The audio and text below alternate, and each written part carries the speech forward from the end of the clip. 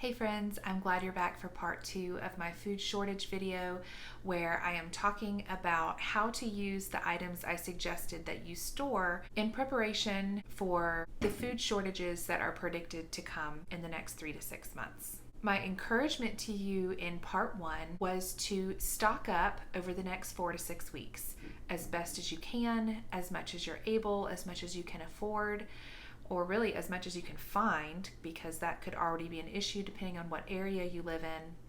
But stock up and build a foundation of simple items like flour, sugar, yeast, baking powder and baking soda, salt and pepper, herbs and spices, lemon juice, vinegar, oats, rice, beans, legumes. And today I am going to share all the ways you can put those simple items to use. Again, I just kind of want to reiterate that the purpose of these videos is to encourage you and inspire you. It is not to make you fearful, but to make you feel empowered and prepared. Because when we have peace of mind and we feel confident in our current situation, then we can face so much more with a positive attitude, and we'll be much more useful and encouraging to our family and the people around us. I'll start by saying I am going to leave lots of links and recipes in the description box below, so you can scroll down there if you are wanting to look for anything that I mention. Of course, a simple Google search will probably result in the same stuff, but I'm trying to be as helpful as possible and provide as many practical, tangible resources as possible as well. One commenter yesterday made a very good point, and that was you should be printing these recipes or writing them down somewhere and putting them in a notebook or a binder. And I could not agree more. I have a recipe binder that I use on a regular basis. Yes, right now, the internet is always at our fingertips. It's always in our back pocket or our purse.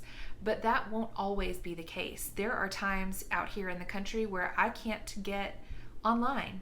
Every once in a while, it's like I've hit a dead spot or something, or sometimes websites are down. It's just a really good idea to have things like this that you're going to be depending on for comfort and for feeding your family, to have a hard copy that you don't need to rely on power or the internet to use. Okay, I think the first place I'll start is with what you can do with all of your flour. I know years ago I made all of our bread products from scratch for a full month to see how much flour we went through. If I remember correctly, we went through 50 pounds of flour in a month. I made our own tortillas, bagels, bread, both sandwich bread and rolls, or French bread if I made any that month, biscuits, and I can't remember if I made all of our pasta or not, but that would certainly be included. So 50 pounds for a family of 10 who's pretty much cooking everything from scratch. That's not that bad. Remember, I was saying yesterday in part 1 that you could get 300 pounds of flour for just over $100 if you're shopping at Sam's Club or Costco. I'm not entirely sure what the cost would be per pound if you bought it at a place like Kroger or Walmart or Aldi, but I imagine it would be somewhat comparable if you shopped at a discount store. One thing I forgot to mention in the recap of what I suggested you stock up on is oil, different fats, shelf-stable fats, solid fats, liquid fats. So that includes everything from cheap, unhealthy vegetable oil that would be very shelf-stable for quite a long time, and I think is pretty wise to have on hand if you were to need it, along with olive oil, coconut oil, avocado oil. I mean, your options are pretty endless. Butter, of course, bacon grease, lard, lots and lots of options based on personal preference, your budget, where you are going to store it, and how much of it you're going to rotate through. I personally have a little bit of almost all of those things that I just mentioned. It's great to have variety, and they all have different shelf lives, so it's pretty good to try to keep it versatile if you're able. You might want to have a pen and paper ready, just like I suggested in the first video, to write down some of these recipe ideas, some of the ways that you can use all of these items. Let's talk about breakfast. There really are a lot of breakfast options that are very shelf-stable, inexpensive, and easy to keep a lot of on hand. Now, you can take my suggestions and run with it and use variations and add different nutrition as you're able. and as you choose. I am not trying to help you build a plate that has a carb, a protein, a fat, and a vegetable. We're talking about a worst case scenario food shortage in an extreme circumstance where your goal is to put food in your family's bellies. If you also have lots of fruits and veggies stored up, that is fantastic, and what a blessing. But if not, you're going to survive and your kids won't be hungry. So breakfast items can include grits, cream of wheat, oatmeal, baked oatmeal, Dutch baby or German pancake. If you have eggs, you have lots of options. Scrambled eggs, fried eggs, an egg and cheese sandwich, breakfast casserole, pancakes and waffles. Also, if you don't have syrup or pancake syrup, maple syrup, you can make stacked pancakes. I don't know if you've ever heard of stacked pancakes, but we make them by piling up our pancakes as they come off the griddle, and we put a little bit of butter and a little bit of brown sugar between each pancake. And so each person gets a stack of maybe 3 small pancakes, and all that's in between them is a little bit of butter and brown sugar, and it is so good. There are times that my kids request that over pancake syrup. You can also make a variety of muffins using shelf-stable ingredients like dried fruit or chocolate chips. You could also make pumpkin muffins using canned pumpkin or applesauce muffins. If you have what you need to make tortillas or bread, then it would be very easy to throw together lunch on a daily basis. Or even if you're making homemade pasta, which, as I've said before, is not as complicated as you might think. I'm going to leave the link to the recipe I use below. You do not need to have any fancy machinery. You don't even need a mixer. It would be quite helpful to have a rolling pin. And a pizza cutter is pretty nice to have to cut your pasta ribbons kind of evenly and simply, but it's not necessary. A knife and your hands and a bowl would be just fine. Homemade pasta and homemade bread products are so good. They just don't compare to store-bought. If you're using homemade pasta, you can top it with a variety of options. You can buy 3 packs of Alfredo sauce at Sam's for $6. You can, of course, use marinara sauce or home canned tomato products. You can make pasta carbonara, which you would use fresh eggs for. You don't even have to make like a fancy sauce. If you have pesto, I still have pesto in my freezer from my garden from 2 years ago. We have 1 jar left. I'm looking forward to making more this year. But pasta tossed in a little pesto is delicious also. None of these items require meat. One of the things that I was going to suggest is thinking through your meat situation. For example, we have an entire freezer full of venison. It ended up being about 200 pounds of meat. Now, that is enough venison for our family for like an entire year. We really don't eat a whole lot of red meat, but when shortages begin, we will most definitely be looking at ways to ration the food that we have that we want to make last, food that we know we probably won't be able to find for a while. There are so many meals that you can make without meat that you're accustomed to making with meat, and it's almost like you wouldn't even notice the difference. I know for my family, I have cut back on the quantity of meat that I add to our meat dishes for years now anyways, because we have such a large family. So it's just been normal for us. But here are a few examples. Spaghetti, of course, is such a simple one and inexpensive. You don't have to use meat in your spaghetti sauce. You can add whatever chopped up vegetables you have and try to make your sauce a little thicker. Let it simmer for a while so that some of the water evaporates. And chicken and dumplings or chicken pot pie can both be made just using vegetables instead of chicken. Chicken and dumplings with carrots and onion and celery without the chicken would be just as satisfying in my opinion. Now, don't forget, I talked about in part 1 that salt and pepper and herbs and seasonings go a long way for making simple food taste so much better. Another suggestion that works in my family is when I'm going to make a simple meal like pinto beans with Spanish rice, I make cornbread. If I'm going to have red beans and rice or black bean soup over rice, I make sure I have homemade rolls to serve with it. There's just something a little extra comforting and satisfying when you have some bread on the side of your simple meal. Other meat substitute suggestions would be black bean burgers. There are some really great recipes out there. Obviously, black beans or pinto beans, white beans, all of those in your pantry are super cheap to store up. You could even pressure can them if you want some added convenience. You can make sloppy joes using lentils or quinoa instead of meat. I have made our family's favorite chicken and wild rice soup recipe, substituting the chicken for white beans, and my family didn't even notice. I don't know how, but I think it's partly because I've cut down on the quantity of meat. Typically for chicken and wild rice soup for my family of 10, I'll only add 2 chicken breasts and then shred it up before I serve the soup. And so I think that goes a long way. So these are all, I'm trying to think through recipes that you can make with food that is in your pantry, food that you already have or maybe that you're growing in the garden. Speaking of gardens, you don't have to have a garden. You don't have to have land and a bunch of space to plant. But I would strongly recommend that you do grow some sort of like front porch salad or container greens.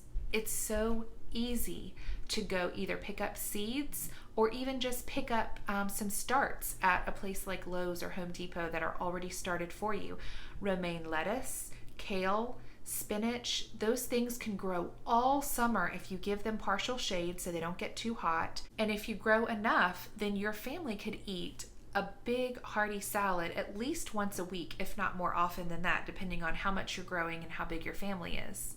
Those are also things you can dehydrate and blend up into powder to add to casseroles or soups or quesadillas or anything like that, just to get in some added nutrition. Pizza dough is another great one. My family loves pizza. I have a breakfast pizza recipe. I will leave the link to that video in the description below. It's delicious, but pizza has endless options. You don't even need cheese. I know that sounds just totally blasphemous. I personally would not prefer a pizza without cheese, but in a worst case scenario, I think it would still taste good, especially if you had a good sauce as the base. And of course, the sauce does not have to be tomato based. It could be an Alfredo sauce or just a really good olive oil and herbs. But to top it with whatever you have, whether it's a little bit of meat or a whole bunch of veggies or some olives, spinach, onions, pepperoni are shelf stable, so you could store up some of that. But foods that consist of a dough type base are going to stick to your ribs a little longer. They're going to keep bellies full for a little bit longer than if you were just serving your family fruits and vegetables, which isn't likely in a worst case scenario. While I'm encouraging you about gardening, I would also recommend that you plant some herbs. Now, a lot of the herbs that I planted last year are not considered perennials, but if you plant them in a spot where they're very comfortable, for me, it was a place on the side of our house where we have partial shade. So they weren't super hot in the summer. They didn't bolt right away and go to seed. But these herbs lasted the majority of the summer. Then they did go to seed, dropped them in their place, and over the winter, they all started to come back. So on the side of my house, not far from where we park our cars, we have cilantro, dill, parsley, sage, chamomile, calendula. I am just so excited and really in shock that all of it came back. Not only did it come back, but because of the wind and insects and birds, it came back all over the place. We actually have cilantro and Italian parsley growing where we park our cars. Like, it's abundant. I've got neighbors coming up saying, "Do you mind if I cut a little more cilantro?" And I'm like, "Go for it. It's all over the place." You could also pull some up and pass it along to a friend who could plant it on the side of their house. So planting some seeds like that now can give you benefits to reap for months or even years to come. I am so passionate about inexpensive, healthy, from scratch cooking. I could talk for an hour easily, and I don't want to do that. So be sure and check the description box, because I'm going to include every recipe I can think of that would make a good, shelf-stable, inexpensive meal in a worst-case scenario kind of situation. A couple of other things I wanted to mention that would be wise to stock up on if you're able would be things like laundry detergent. I personally have used for years the free and clear version of Purex.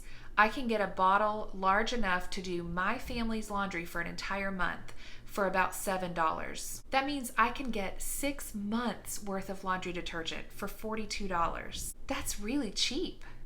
Sometimes we go through an entire bottle of dish soap every week. That's because my children help with the dishes. But even one bottle of dish soap a week at about $1 a bottle, that means I can get 4 bottles a month, so times 6 months is $24. They're about $1 a bottle or a little bit more. So $25 to $30 for 6 months worth of dish soap. Another helpful soap to have on hand is Castile soap. I was really impressed to see that our Walmart now sells Dr. Bronner's Castile soap. It can be used for body wash, dishes, laundry, hand soap. I love to save our old Dial or Dove foaming hand soap containers just that we had gotten at Walmart, and you refill them about 2/3 to 3/4 of the way with water, and then you top it off with like a couple tablespoons of Castile soap.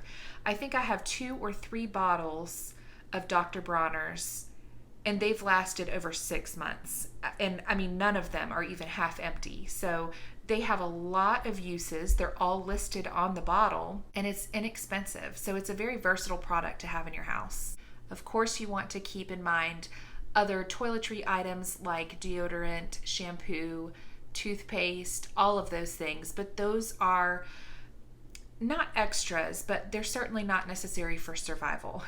Comfort, maybe. Survival, no.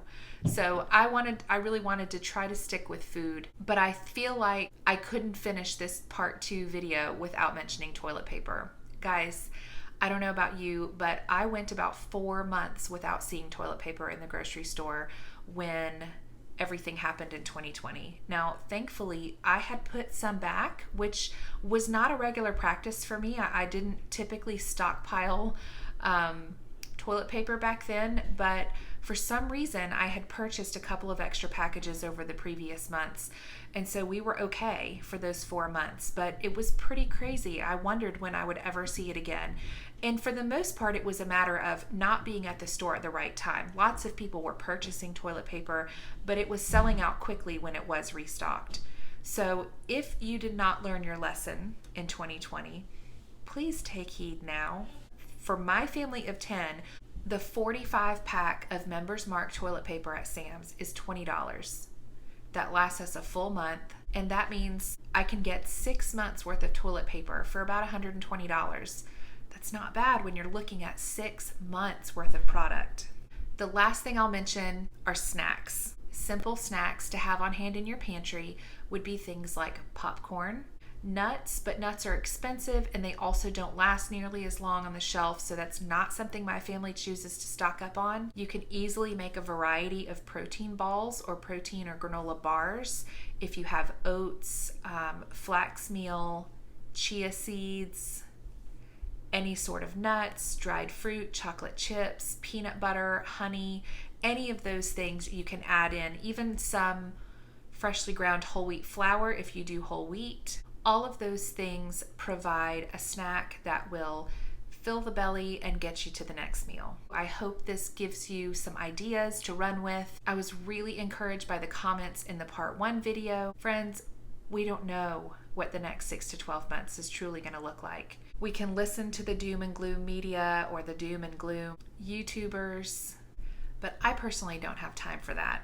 I don't want the negativity, I don't want the fear or the anxiety. I am choosing to do the best that we can to prepare our family for whatever might be in our near future, and I will continue to encourage those around me to do the same.